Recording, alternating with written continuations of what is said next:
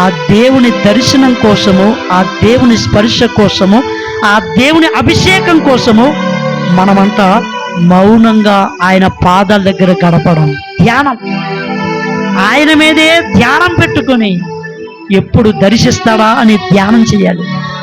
దేవుని బిడ్డలారా గమనించండి, ఆఫ్టర్ ఆల్ ఒక ఉద్యోగం పొందుకోవడానికి సుమారుగా 15-20 సంవత్సరాల చదువుతున్నారు. 1వ తరగతి చదవగానే ఉద్యోగం వచ్చేయాలంటే రాలేదు. మరి దానికి ఎందుకు నువ్వు తొందరపడలేదు? ప్రార్థనకు రాగానే నీకు అన్నీ వచ్చేయాలా? కొంచెం కష్టపడి దేవుని సన్నిధిలో గోచాడలేం. చూడండి, మోషే సీనాయి పర్వతం మీద 40 రోజులు ధ్యానం చేశాడు. ఏం ప్రార్థించాడో తెలియదు. ఆయన ధ్యానం చేయగా దేవుని మహిమను అతను చూచాడు. పరలోకం నుంచి దేవుని వాక్యం పలకల మీద రాసి తీసుకొచ్చాడు దేవుడు.